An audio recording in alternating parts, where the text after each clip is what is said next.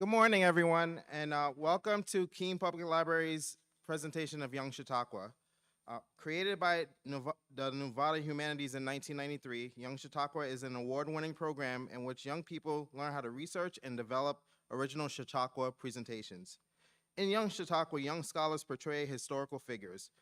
Through monologues and question and answer sessions, young scholars, in and out of character, engage audiences in lively discussions with people from the past and then provide insight into historical study.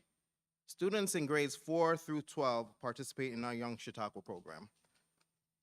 In a series of Young Chautauqua workshops, coaches and students immerse themselves in writings and lives of historical figures through research, rehearsal, and performance. A student selects an inspiring person in history who possesses the qualities, values, and often life circumstances that they can identify with in their own lives.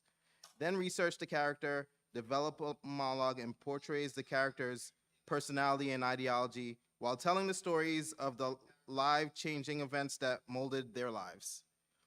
This portrayal is presented in front of an audience of their peers.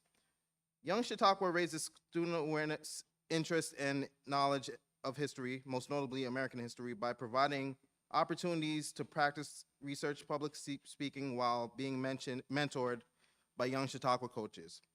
The program builds self-esteem and reveals insight into life choices and challenges. Uh, we would like to give a special thanks to the Friends of the Keene Public Library, the Edge Ensemble, and this program was also possible with a generous grant from the American Rescue Plan of Humanities for Libraries, an initiative of the American Library Association. And it was also made possible with support from the National Endowment for the Humanities through the American Rescue Plan Act of 2021. So our format goes as possible. I'm going to just give you a brief biography of the characters. We have two characters being portrayed. We have Anne Frank, portrayed by Sally Ingalls, and Eleanor Roosevelt, portrayed by Allie Rabel. So I'll give you a short biography of the characters, and then I'll just set the scene, and then I'll introduce the character. Once the character is going to perform their monologue, once they're done, we will take questions for the character as the character, and then after that's over, you can ask the individual performers questions as themselves. Okay. So, first off, Anne Frank. Anne Frank was a teenage Jewish girl who kept a diary while her family was in hiding from the Nazis during World War II. For 2 years, she and 7 others lived in a secret annex in Amsterdam before being discovered and sent to concentration camps. Anne died in the Bergen-Belsen camp in 1945. Frank's father was the family's sole survivor. He decided to publish the diary, which gives detailed accounts of Anne's thoughts, feelings, and experiences while she was in hiding. It has been an international bestseller for decades and a key part of Holocaust education programs. Several humanitarian organizations are devoted to her legacy. Anne was a lively and talented girl expressing her observations, feelings, self-reflections, fears, hopes, and dreams in her diary, said Anne Marie Becker of the Anne Frank House in Amsterdam.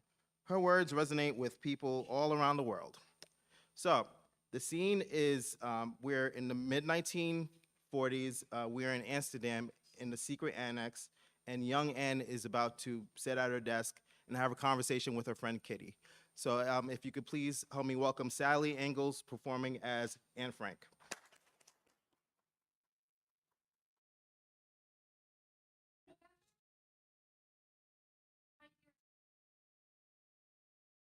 Events during the daytime make this very difficult. And of course, it is nearly impossible to write at night because any light, even in my room, will cause the wandering eye to question where it may be coming from. It has been a little over a year since Margot, mother, father, the Van Pelt family, and Mr. Pfeffer and I moved into the secret annex. It is very crowded and there is not much room to do, well, anything. We're forced to stay very quiet, but all of in fear of getting caught. Behind the secret swinging bookshelf, mother, father, and Margot share one room. You see, Kitty, me and Margot used to share the small room I'm sleeping in now with Mr. Pfeffer, but she moved into my parents' room for a reason I'm not entirely sure of. Now that I think of it, she's been acting very strange lately. Never mind that, Kitty. My parents and Margot's room is the tiny living room by day and is almost magically transformed into a bedroom for three by night. The Van Pels also sleep in a room that is turned into a bedroom by night. The kitchen, a room where we cook and clean, like my parents' room, is turned into a room at night. Oh, Kitty, when I first received you for my 13th birthday, I knew you were something special. You know, I've never truly felt like I've had a best friend, but in the annex, you're the only person I can truly talk to and share my secrets with. Sometimes I imagine Peter and I being better friends, but he's the only one of us in the annex who has their own room and usually spends time trinketing and chopping up wood for our stove. This morning, I was having the most wonderful dream about runway models and top secret spies when I was most rudely interrupted by my roommate, the dentist, Fritz Pfeffer, pacing, and rocking from his toes to heels and back again. Each and every Saturday night, Fritz does his praying, then more pacing, back and forth, back and forth. Some nights I force my eyes closed before my head starts spinning with all the pacing. Another reason I become cross with Mr. Pfeffer is the constant nagging and little comments of any of my actions. My mother and father might enjoy having Mr. Pfeffer around because of his extravagant stories about being a dentist, and the fact that he is a dentist living in the annex. Even when the world is falling apart, at least our teeth don't have to.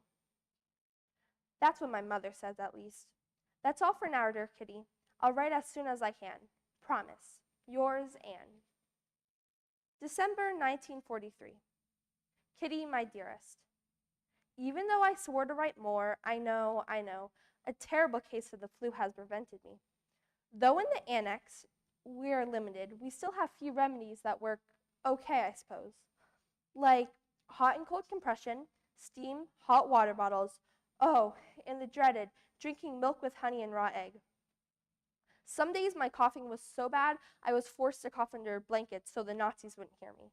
But I swear, one of the worst parts of being sick was when Mr. Pfeffer one day remembered that he was a doctor of sorts. He listened to my back and looked down my throat. It was a very uncomfortable feeling, gives me the shivers just thinking about it. Another thing that has been getting under my skin lately is the problem of the Van Pels wanting to split our food in half. Peter and I divide the small pieces of meat and potatoes under the watchful eye of Peter's mother. Even the sugar, piece by piece until the tiny grains were in two equal piles, the Franks and the Van Pels. Today I was feeling rather bored and a strong need to speak to someone, so I slowly crept up to the Peter's attic room. Hello, Peter? I called out. May I enter? Yes, I suppose you can, Anne, he said. I walked in and it was very dusty and bare.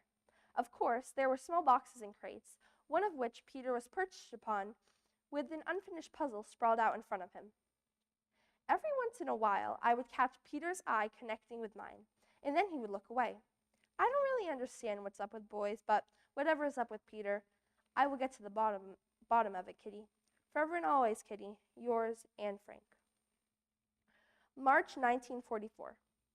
Dear Kitty, although I tried to be optimistic in even the hardest of times, it has proven to be very difficult.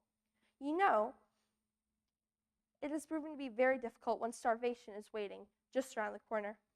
Besides, I have a new friend, or should I say friends, in the annex. Peter and his friendly black tomcat Moosey. Oh, and guess what? Every once in a while, Peter and I would sneak up to his attic room and kiss and cuddle. And Kitty, it was wonderful. Although I'm always sad when it has to end, I'm sort of glad because now I have a friend other than you who I can share my feelings with. We'll talk for hours and hours before someone down in the annex will call up for us. Today I was considering running away, but where would I go? And besides, I could never leave Moosey and Peter here alone to deal with the awful conditions of the annex.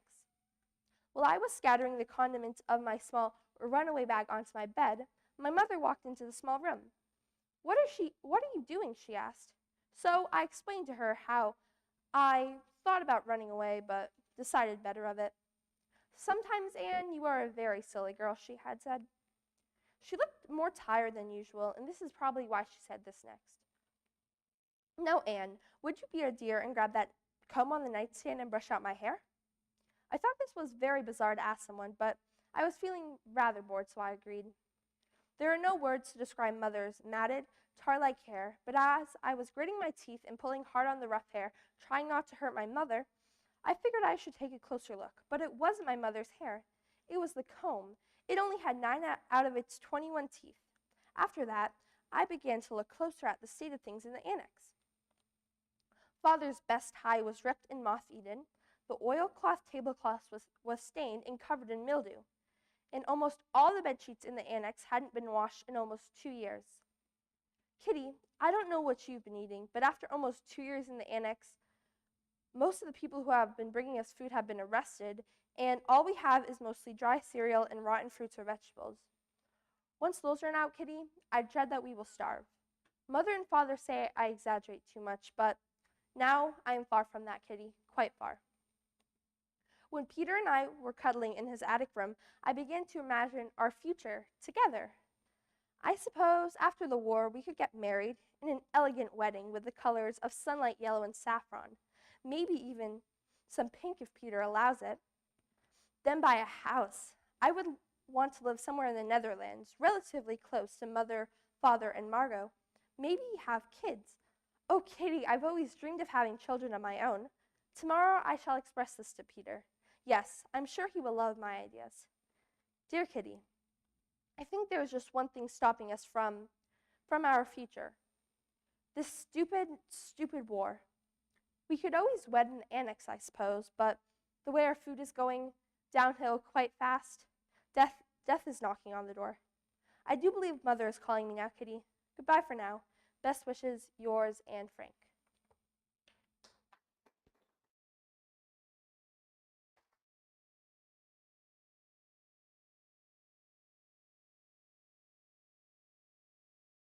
For Anne.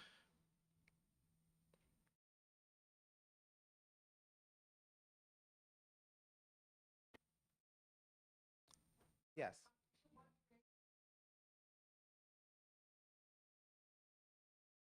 Hi. So how long, what grade were you in when you went to the annex? I was starting high school, I think you call it.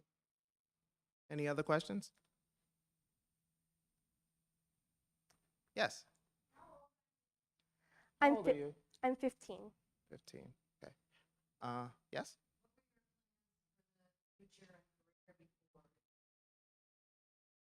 So, I mean, what did you see yourself doing as an adult? And like, what were your future plans? I enjoy writing, but I think one of my plans would be to travel. Okay. And yes.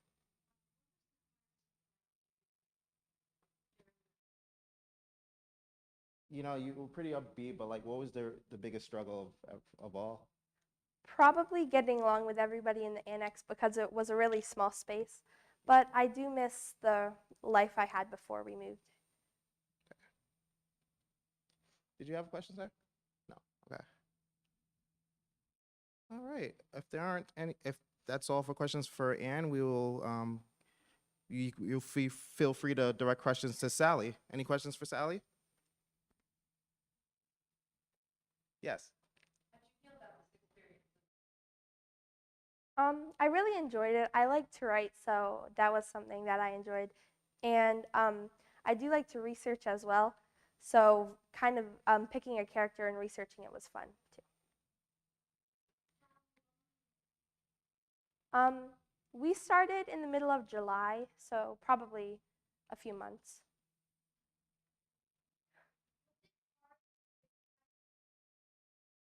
There are a lot of great people that I could have picked, but I kind of enjoyed Anne's story, so that's why I chose her.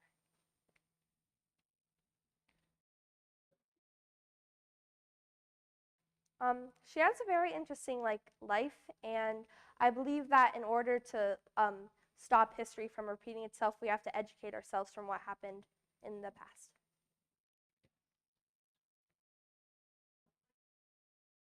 I'm in 7th grade.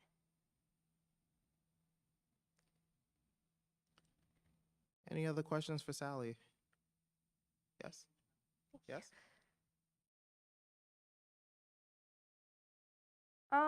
Yeah, I think if people like to research and write and like kind of perform, it'd be something to think about.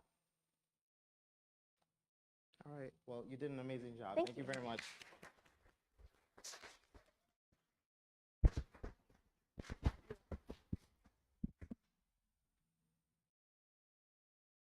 So I want to give some information about the second character who's going to be portrayed. Uh, it is former First Lady Eleanor Roosevelt. Anna Eleanor Roosevelt was an American political figure, diplomat, and activist. She served as the First Lady of the United States from 1933 to 1945. During her husband, President Franklin D. Roosevelt's 4 terms in office, making her the longest serving First Lady of the United States. Roosevelt served in the as a United States delegate to the United Nations General Assembly from 1945 to 1952. President Harry S. Truman later called her the First Lady of the World in tribute to her human rights achievements. So this setting is in early December 1948. We are at Ellis Island in front of the Statue of Liberty. Mrs. Roosevelt is about to unveil her document, the Universal Declaration of Human Rights, and express the importance of it to a crowd of people. So, so introducing Allie Rabel as Eleanor Roosevelt.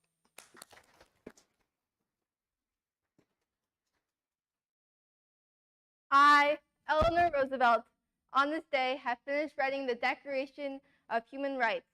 It has taken me and the Human Rights Commission 2 long, hard years, but it is finished. Human rights have been an issue of our time. After the atrocious acts which happened in the Second World War, I knew our world needed a change. People's rights were receding.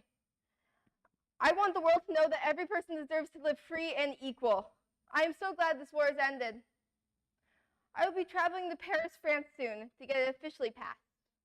I want to make sure everyone is aware of human rights and what that stands for. I want each person to know they have their own freedoms. I want everyone to be equal. They stated in the Declaration of Independence, God made all men equal and gave them the rights of life, liberty, and the pursuit of happiness. And that should still stand for something today. Before beginning writing the Declaration of Human Rights, I could see our world and country needed a change. Rights of people were receding.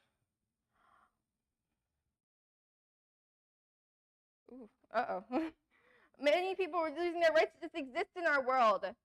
I feel the need to affirm that each person deserves to live free and equal, and it deserves the right to have shelter, medical care, and education.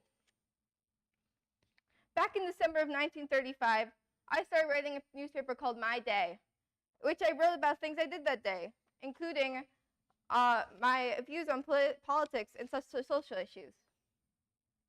I wrote for 6 days in a week and only stopped 4 days after my husband died.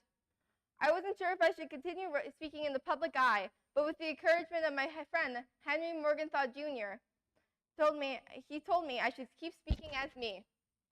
In the Declaration of Human Rights, I have written about many things, such as life, liberty, free speech, and privacy. I want all human rights to be universally protected. And that's what I'm doing with this document. I wish for this declaration to bring hope to every single person. May everyone know they are protected under this document. At age 15, I went to boarding school with the encouragement of my Aunt Bammy. There I learned to speak for myself and say what I believe in. It has taken many years, but with the Declaration of Human Rights, I can now say I've made a change in this world. All my fellow Americans out here tonight, thank you. If you're here, that means you care for the rights of your fellow citizen. All around me, I see citizens suffering, and I cannot stand for such terrible things. I wish for this to help people all around the world with the Declaration of Human Rights. I want to know I've made a change in this world. Know that you can live free and true. My hope is that other countries will follow these laws stated for the rights of all citizens. I wish for a world where we can all live free and equal. And with the Declaration of Human Rights, I've given us the framework for our future. You should not mistake what freedom is. There are many types of freedom: freedom of speech, freedom of religion, and the freedom to secure your home. Freedom means that each person is independent in making their own choices. All people should have that right. We all must realize that freedom is also being fair to one another. An issue of our world today is the protection of human freedom. In today's society, some people might not have the freedom to participate in their community. We will still be fighting for human liberty even after this document comes out. I want to tell you my idea of what it means to be a citizen in America and what that means for the freedom of each individual. So everyone standing out here beside the Statue of Liberty tonight, thank you for letting me speak to all of you. It's an honor to be able to present the final document and know that many lives will be affected by it. My hope is that countries around the globe will put this document into effect. And everyone, remember this document in your conscience. Remember that it's written down that you have your own freedoms. You all have human rights.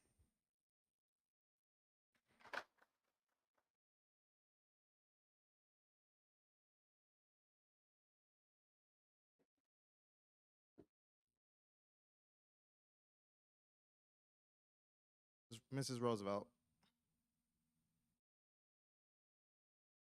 Yes? What made you want to fight for human rights? Well, there's discrimination and everywhere, and I was like, I feel like that people should have freedom and be able to express and show this, to be able to express and So, just basically during your late husband's tenure, a lot of things happened in America. A lot of social acts were passed, and it helped liberate people. Just you've always had a good heart. You've always had a good heart. I remember, what was it, like 10 years ago? There was a singer named Marjorie. She wasn't allowed to sing in at the White House, and basically, you stood up for her and you made sure she got to sing in front of the Lincoln Memorial. So I think it's just like embedded in you, just from an outside Yes. observer. So well, I also I broke segregation laws when I sat next to both a black man and a white man at a meeting. So I've been trying to fight for human freedoms for a long time. any other questions? Yes.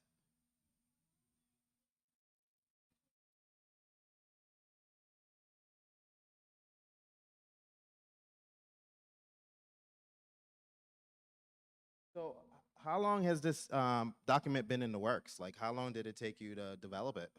I've been working on it, and me and the Human Rights Commission have been working on it for 3 years. Yes.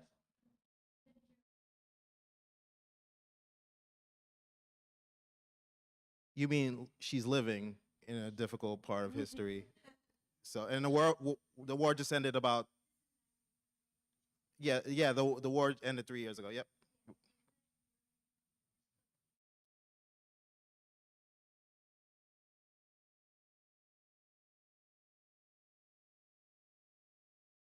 So, I mean, it's clearly stated. I mean, the atrocities um, that were, initiated by the German ruler, and just the other things going on. I, how do you feel going through this crazy time? I mean, it's still going on, but how do you feel living through the past decade almost? Oh, it's been terrible because I've heard about all the things that happened in World War II, and most of us didn't even know what was going on. And I'm so glad this war has ended, because now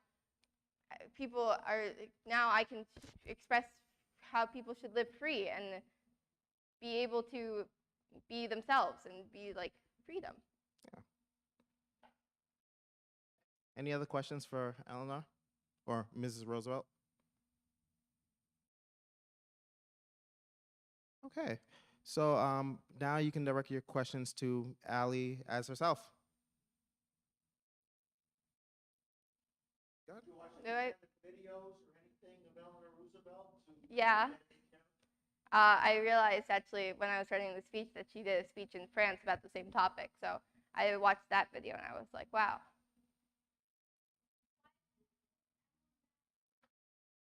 I relate to her character a lot. I also feel that people deserve their own rights and freedoms, and All right, over here.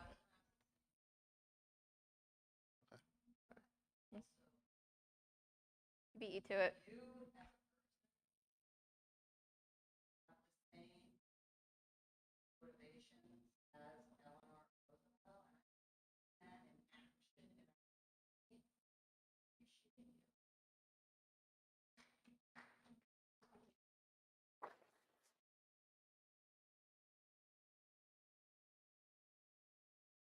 Yes?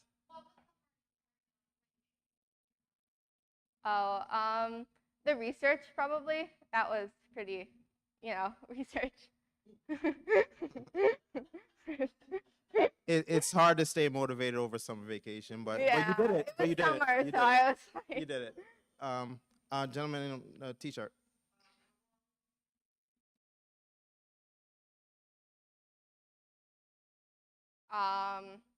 like 2 weeks, maybe 3 weeks. It was once I got into it, I wrote it like in one day, but like it took me 3 weeks to finally start doing it.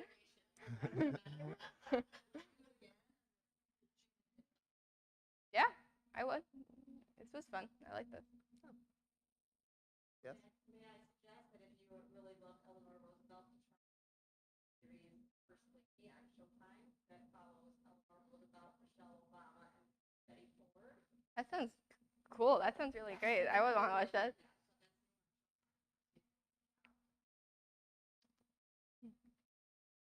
Yes?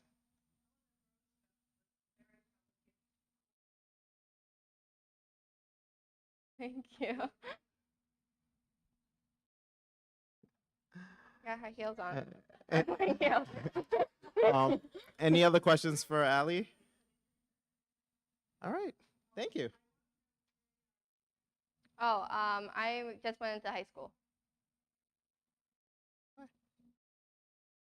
All right. Thank you very much.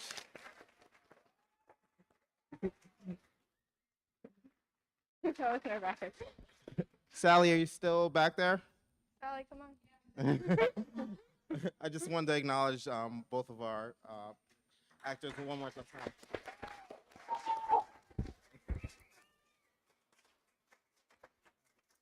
So, thank you all for coming to this performance. It was been a pleasure. I've seen them grow a lot over the course of this process. So, well done, ladies. Well done. All right. Enjoy the rest of your day. I was shaking.